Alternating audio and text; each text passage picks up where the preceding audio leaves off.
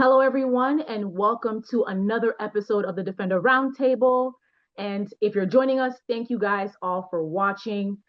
Today's discussion is on a hot button topic that a lot of people are talking about in recent years, and it's what it means to be young, Black, and Republican in today's political climate. For many years, the majority of Black voters have aligned towards the Democratic Party, but however, we've seen an uptick and growing numbers of Black conservatives who are challenging the political norms. And so today, to unpack this information, we have our special guest, Javon Evans, the communications director for the Houston Young Republicans, and we have Alexandria Butler, the communications director for the Urban Conservatives of America. How you guys doing? Doing great. Thank you. I'm so excited to be here. And of course, we have our esteemed Defender team, Rashonda Tate and Swad Walker. How are you guys doing? Good, good. How you doing? How you doing? So let's get started. I wanted to start this conversation off as an icebreaker so our audience learns a little bit more about you guys. And so my first question to you is, what drew you to the Republican Party? And I would like to have Alexandria start off the conversation. Sorry, you guys. Hello. Hi. Thank you for the question, Laura. I really appreciate it. What drew me to the Republican Party was the pro-life stance. And that's pretty much in a nutshell because it aligned with my views on anti-abortion and not making abortion so freely available.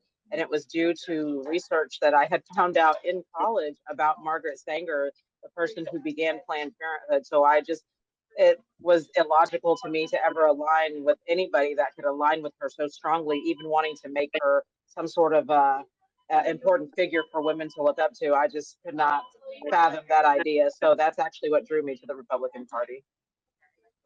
Joanne? Thank you for your question, Laura. The biggest thing that drew me to the Republicans was the Democrats running away from me.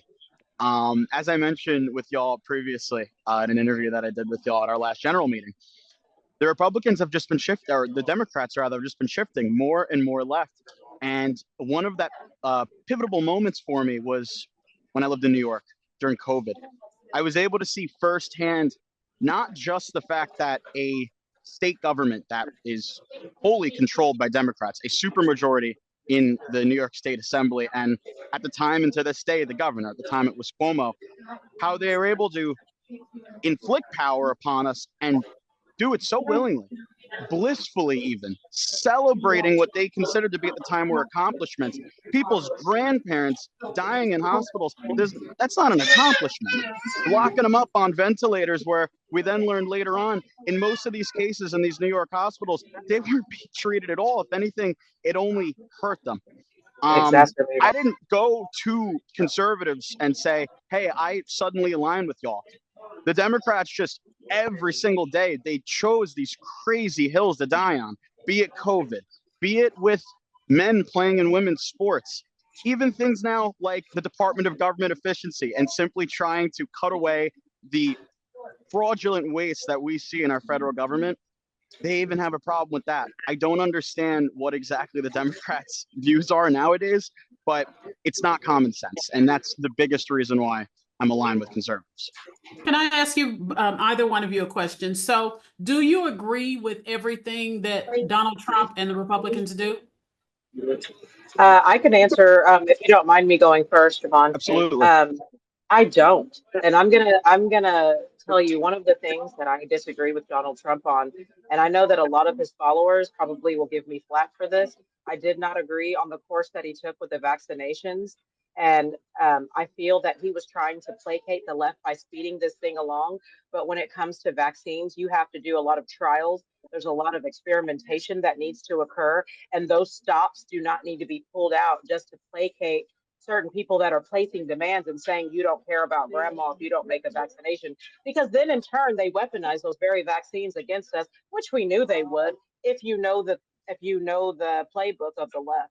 You knew that they were going to weaponize these vaccines, and which they did. Many of us, me included, lost my business, lost people I know very close to me, lost their jobs, places they've worked at for decades, that they put so much time and energy into, lost in a matter of one moment because they refuse, and we're not even allowed to do religious exemptions. And so I think a debt needs to be paid to people like us in this country. And I think that Trump has not even addressed that, you know, and I feel that he will maybe eventually, but he hasn't addressed it. And so I'm very vocal about this. I don't agree with how all of that went with the vaccinations. Yeah, to piggyback on that, or piggyback on it rather, thank you. I don't agree with everything that the president has done because I don't blindly follow anyone. And the same can be said for our organization, the Houston Young Republicans. Right. Lots of us have very varying views, some more conservative than others, but it's the fact that we're able to disagree respectfully. And I don't see that on the other side of the aisle. Right. One of President Trump's specific positions that I had a bit trouble following was the end of birthright citizenship as a whole. Our founding fathers could not have predicted the way in which these illegal migrants would come across and have anchor babies, right? That's what they're called. They're anchor babies. And Yes. it essentially prohibits us from being able to do our job of keeping this country safe. I believe that an executive order isn't the way to go if we want to change what is the 14th Amendment. I believe that should be going through Congress. We should have a larger discussion about that nationally and what to do with birthright citizenship. However, I understand the idea behind it, which is the anchor baby nonsense. It has to stop because we as a country, and this can go for so many of our policies, you give people an inch, they take a mile. America, everyone else has been taking quite a few miles for too long. And so that brings me to my question then. If there are things about Trump and the Republican Party you don't like, and there are things about the Democratic Party that you don't like, why do you do the Democratic Party as a whole an indictment for Margaret Sanger for this one particular thing you don't have? And I ask because I see that a lot on the right when they say, I'm no longer going to be a Democrat because of abortion. But absolutely. So I'd because like life is important. Because life is important. And one thing that I think, and this is my personal opinion and my observation about many in the Black community that probably vote against Donald Trump, probably the 90% of the Black community, they don't care about life as they should. They see somebody taking somebody else's life, they shut their mouth. They don't speak up when they see atrocities in their own community. They only speak up when they see other communities committing atrocities in their mind against us. Their idea of life is not the same as my idea of life. The respect for life, the respect for elders, the respect for a woman that's carrying a child in womb and utero. It's displayed in the culture.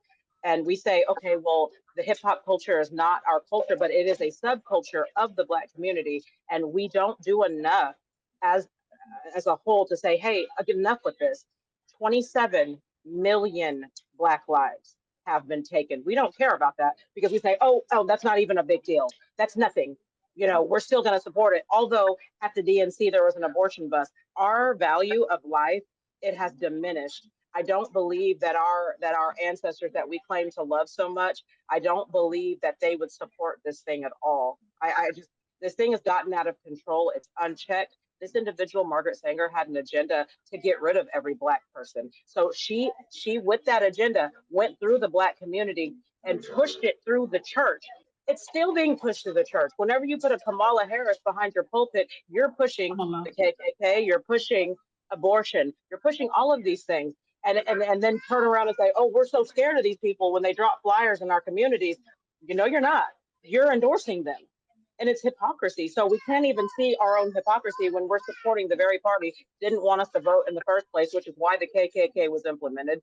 Margaret Sanger was in on that too, was a member of the KKK Women's Auxiliary, which is part of the reason why she made the agenda to take the lives. And she also hated Polish people as well. And to that point, you mentioned this one person was in the KKK, and now the KKK is a full-on endorser of the party that you're a part of, and you're mentioning the fact that Black people do not raise their voices in terms of Black on Black violence. That is absolutely not true. Because I'm 60 years old. I've been an activist most of my life, and Black people do more talking and organizing around Black people. It is true. Let me, Laura is the moderator. I love the passion that you have about what you say, Alexandria. I guess the question that a lot of people have is, I just wish she had the same level of respect to allow someone else to speak, because in the 1960s, Barry Goldwater and Richard Nixon said, we need to reposition the Republican Party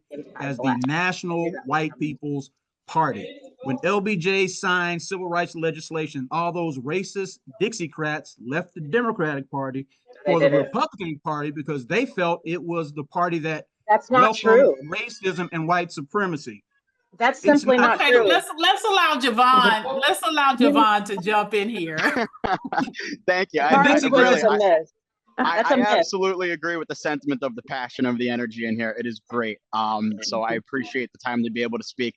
Before I get to the initial question about why we say the things we do about the Democrats, not the Republicans as a whole, I just have to respond to that one point about the KKK endorsing the Republican Party and things happening in the 1950s. As a board member for the Houston Young Republicans, we literally represent young conservatives around Harris County and around the city of Houston. And we'll be the first to tell you, this isn't your grandpa's GOP anymore. I'll be so honest with you. And this is another thing that I see that a lot of Democrats do, hanging on to these little tidbits of the past. I was born in 2001. I'm not concerned with things that were going on in the 50s that have to do with this party. The parties have switched positions all the time. Let's take a look at the military industrial complex. All of a sudden, Democrats are in favor of war?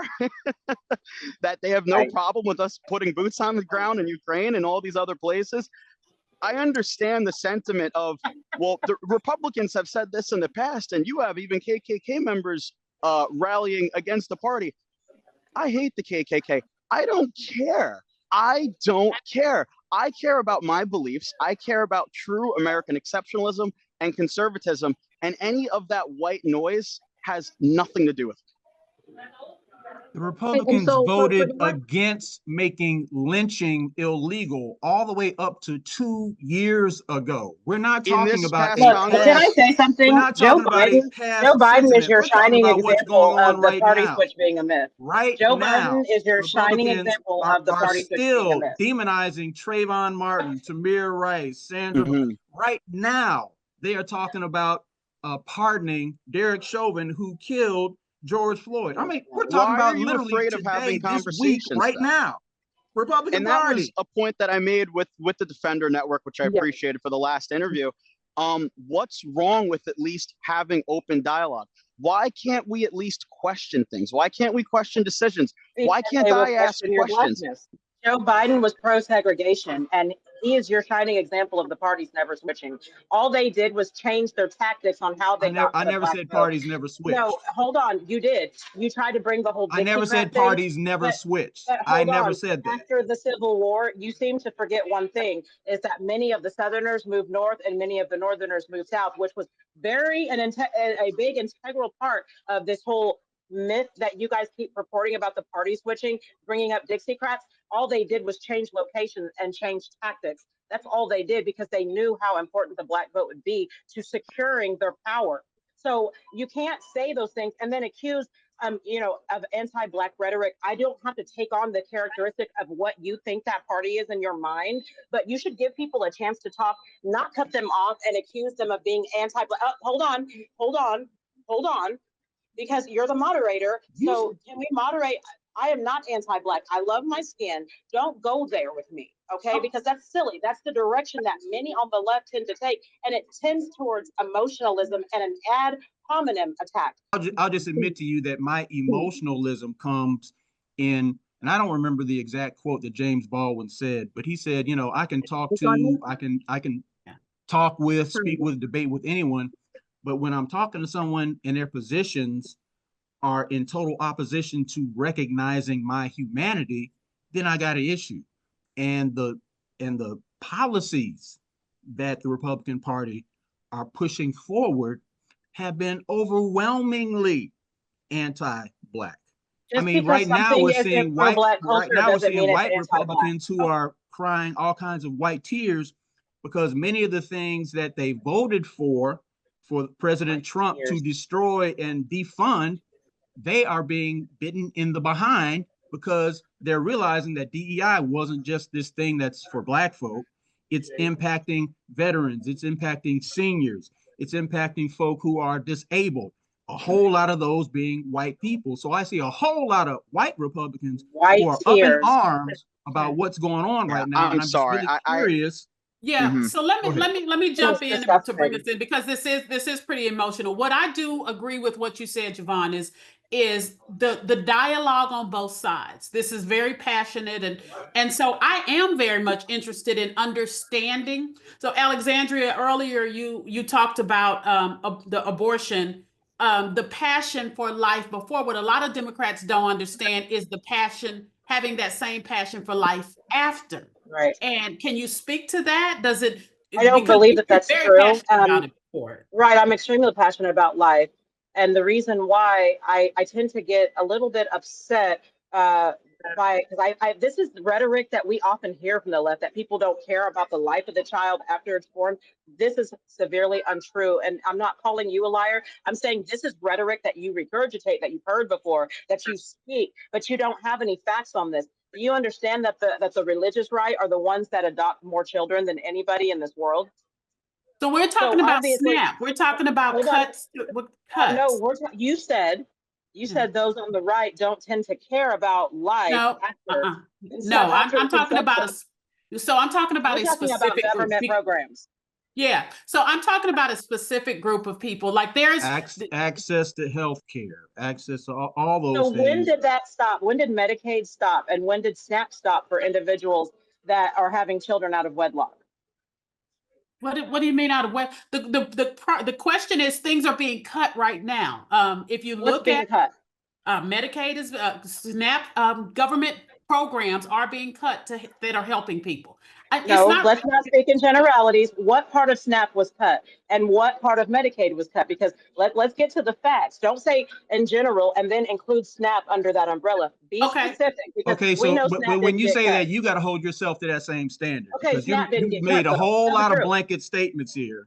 SNAP didn't get cut. Okay, I can tell you what. I just finished talking with someone who the USDA program and the 1890 scholars, that is tons of people going to college, that was cut, created a whole bunch of anxiety. They came back, they put it back in, but there's a whole bunch of other funding. So there are a lot of students that can no longer go to school with their scholarships that they had. What does that have to do with abortion and being cut, SNAP and Medicaid being cut? It has to do with caring for life afterwards. So that's my point is there's a you can be passionate about abortion, but have that same care for the kids that are born out of wedlock. We absolutely do have that same care for all Americans.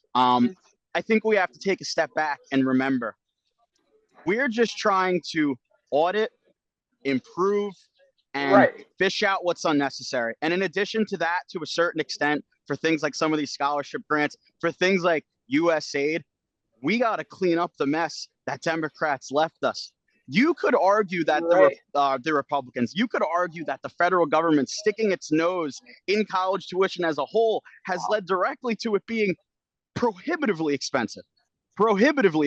And now what the answer is, throw more money at it, money we don't have, trillions of dollars in debt. And that started with Ronald Reagan, when Black and brown people started going to college at record numbers. That is, I mean, it's not a Democratic you're looking or and laughing. Go do your own research. It's an American issue. If you're talking about the incredible rising cost of college, go look at where that started. Hey, has the Pell Grant been cut? I do tell like you. So again, you're not responding to me. You're just responding with more talking points. Bridge the gap in understanding, and so talking over one another at our big ages is not what we're trying to do here. Like the whole point of me putting this story together, talking to Alexandria, talking to Devon and many others in the last few weeks, is to come here to actually listen and have an open dialogue. I'll ask a question, and I'll be really demure in my question. Thank you, because I'll be really demure and really chill in my question. You're throwing all of these leftist talking points at one. Like I don't understand your. So I can hear the response. So back in the day when I was in college, a gazillion years before y'all were born, in 1980s, one of my best friends was a conservative. So, you know, we'd have those debates, blah, blah, blah. And he was always talking about how conservatives, Republicans are fiscally conservative. You know, we're all about making sure we have the money to pay for whatever it is that we want to do. Okay, fine.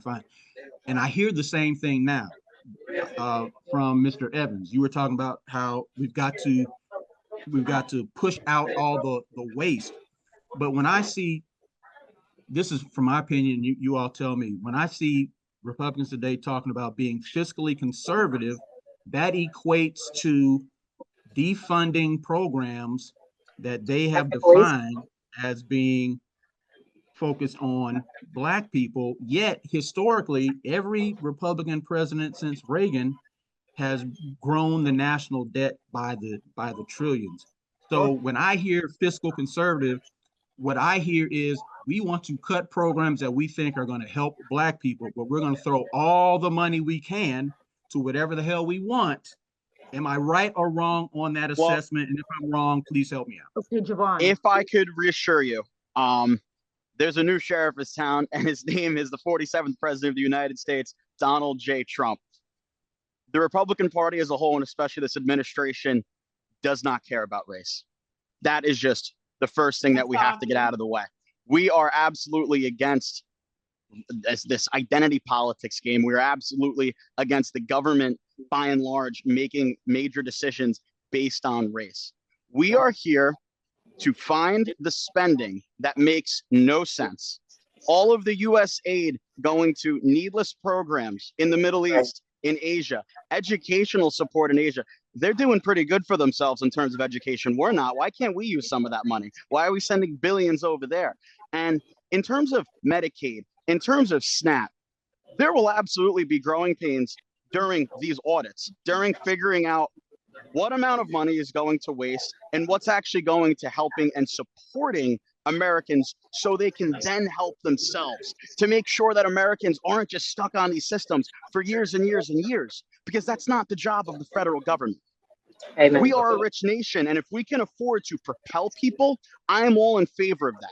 But I'm not in support of holding people's hands. I don't want my hand held either. I don't either. I do have a question for the two of you. Does it bother you at all that there is only one Black person in the cabinet? Does it bother you at all that, so because you know you got to have a seat at the table or you'll be on the menu.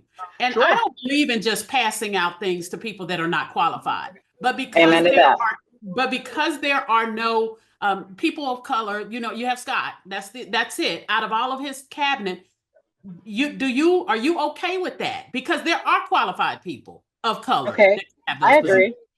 I agree. You know what? There wasn't an Black person elected to Congress in the Democrat side till the 80s.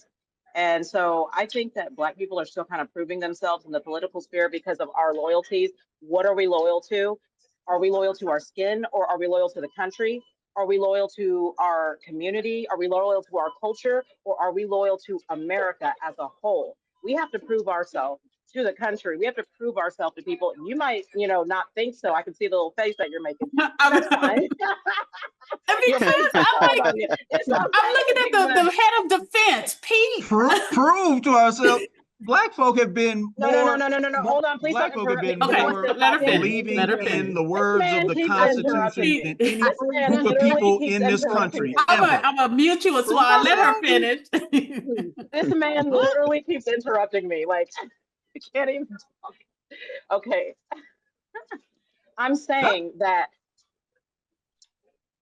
Okay. Yes. I'm saying that we as a whole, as Black people, we tend to come across to other people that may not, know us very well, that we are more loyal to our skin and our culture than we are to other people. So that we don't hear when the president says Americans, we're not including ourselves in that group. Like, we feel we have to be treated separately for certain reasons. And that is a discussion that could be had.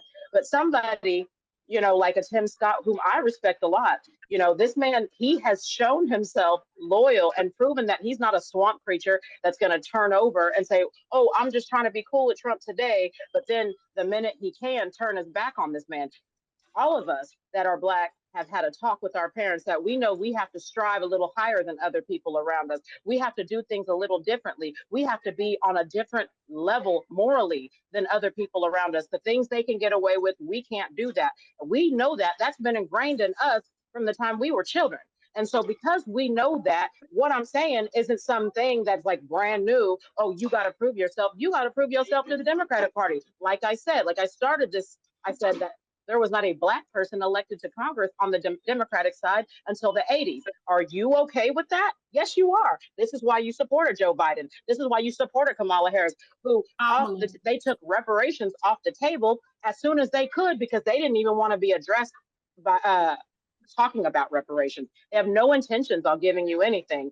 And they look you in the eye because they are puppets tap dancing for the Democrat Party that didn't even elect a Black person until the 80s. So to see a Black person on the Republican side operating, even if it's just one, I'm okay with that because we are still having to prove ourselves that we are able to be trusted. They don't even want to trust a fully Black person. They'll put a mixed person and they'll elect them for president because they are just enough Black, just enough white to get their message across, and their loyalties aren't so tied up in the Black community. That's why. And that may be harsh and that may not be what people want to hear, and that's fine. But we as Black people know that we have to prove ourselves. We know this. This is something we're taught. So for both of you guys, oh, sorry, John. No, you have something to add? Yeah, just something quick to add, just so I can answer that question as well. My answer is very simple. When I look at Trump's cabinet, I see 100% representation of Americans, and that is my main concern. My main concern is not trying to stack the cabinet and make it look like a rainbow or like a bag of Skittles. It's hardworking Americans that will be good at the positions in which the president selected them to do, and that the Senate confirmed them to do.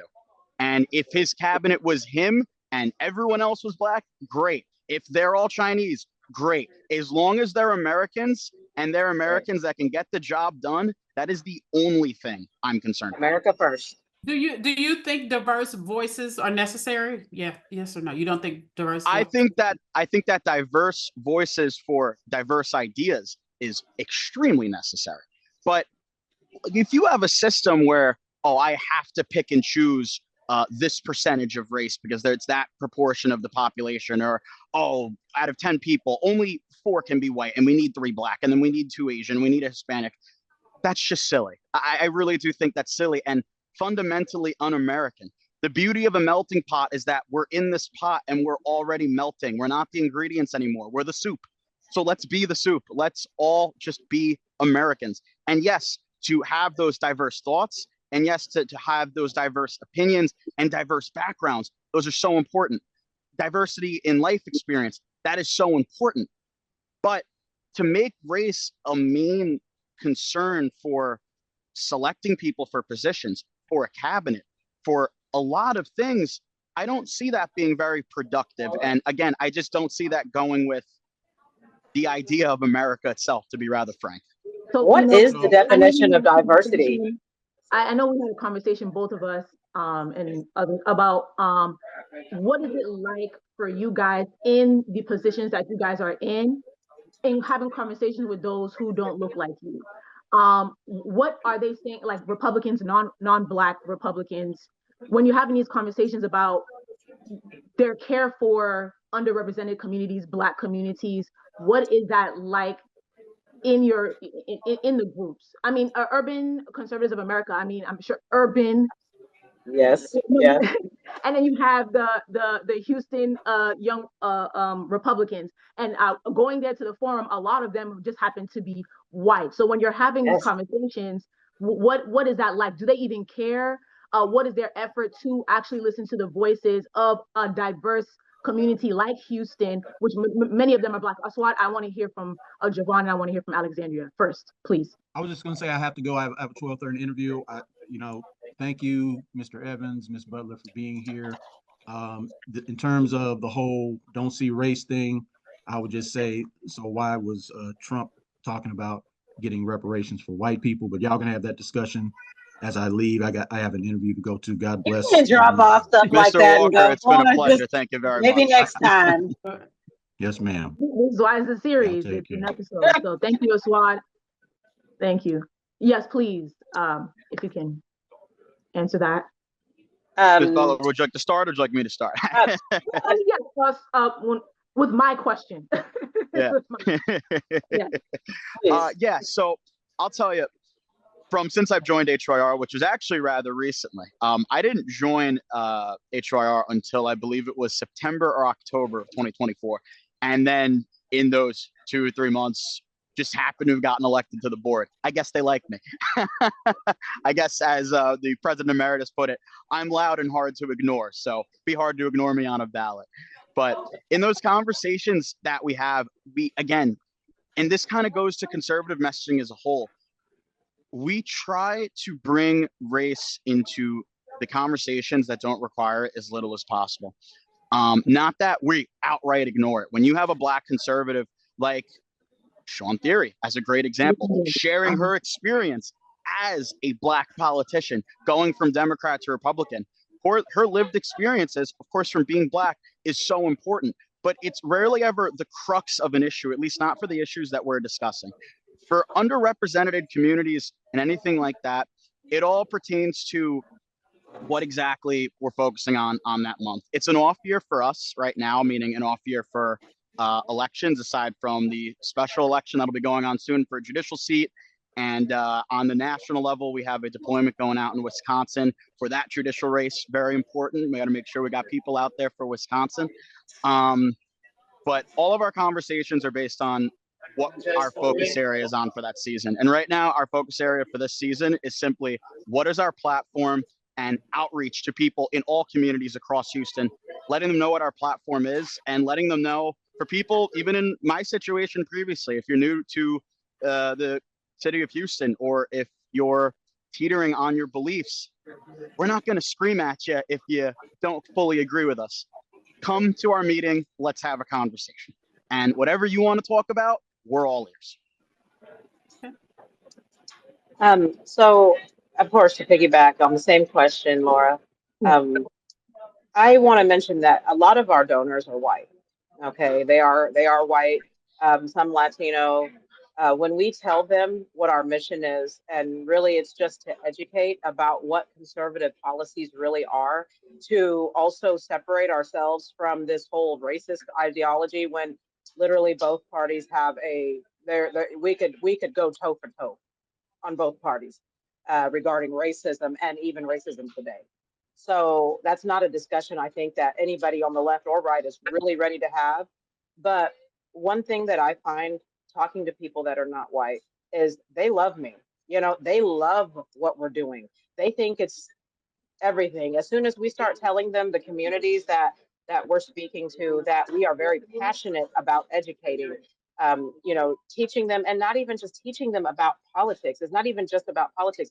It's about giving a helping hand to communities that we have literally seen with our own eyes. We can all see it. They're being dumbed down, and their ignorance is being used as fodder for not just entertainment, but also to keep them down and controlled and in bondage and oppressed.